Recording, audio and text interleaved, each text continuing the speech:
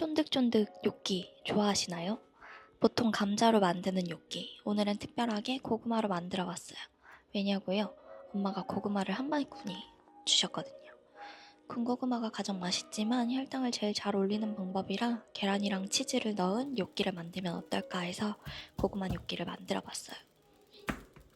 저는 고구마를 잘라서 물에 삶아주었는데요. 가장 쉬운 방법은 껍질째 전자레인지에 10분 돌리고 숟가락으로 속만 파내는 방법이에요. 만드는 과정에서도 칼로리 소모를 하고 싶다면 저처럼 자르고 삶고 껍질을 까주세요. 모든 재료를 넣고 블렌더에 갈아도 되지만 섬유질을 최대한 살려주기 위해서 포크로 으깼어요. 이 과정만 끝내면 뇨끼를 성형하는 방법은 아주 쉽답니다. 버터를 넣고 잘 섞어줬어요. 이때 소금 간을 하시면 됩니다. 저는 뇨끼를 반죽 재료별로 맛이나 반죽 모양의 차이를 실험해 보려고 3가지로 나눴어요.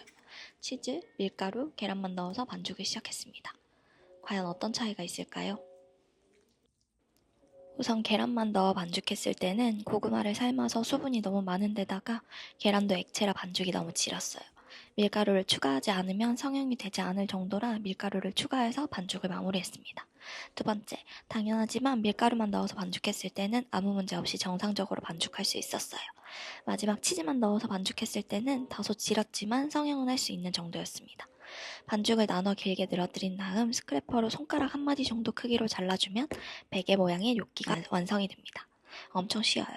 포크 뒷면으로 모양도 내봤는데 치즈 반죽은 질어서 모양이 잘 나오지 않았어요. 밀가루 반죽은 가장 탱글하고 뇨끼 성형도 쉬웠어요. 반죽의 난이도가 가장 쉬웠습니다. 계란을 넣은 반죽은 최대한 밀가루를 넣지 않으려고 하다 보니 질었지만 그래도 밀가루를 안 넣은 치즈 반죽보다는 성형하기 수월해요. 치즈 반죽과 밀가루 반죽. 밀가루 반죽이 단단함이 느껴지고 치즈 반죽은 누르는 대로 모양이 변하는 정도의 질기였어요. 치즈 반죽만큼은 아니지만 계란 반죽도 누르는 대로 모양이 변하는 정도의 질기였습니다. 밀가루 반죽, 계란 반죽, 치즈 반죽 순서로 성형하기 쉬웠어요. 소스는 가장 간편하기도 하고 고구마 뇨끼로 검색했을 때 가장 많이 보이는 버터 세이지 소스를 버터 루꼴라 소스로 만들었어요.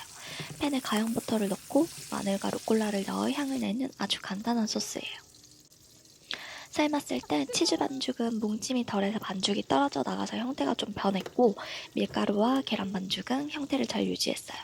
맛은 어땠을까요? 아이러니하게도 치즈 반죽이 가장 맛있었어요. 치즈 맛이 느껴져서 풍미가 엄청 좋았어요. 간도 적절하게 가장 잘 맞았고요. 식감은 계란 반죽이 가장 좋았어요. 밀가루 반죽과 큰 차이는 없었지만 쫀득함이 조금 더 좋았던 것 같아요. 치즈가 들어간 반죽이 가장 맛이 좋았고 계란과 밀가루가 들어간 반죽이 식감이 가장 좋았어요. 그래서 결국 치즈, 밀가루, 계란이 다 들어간 반죽이 가장 맛있겠더라고요. 다시 뇨끼 공장을 돌려서 모든 재료를 다 섞고 반죽을 했답니다.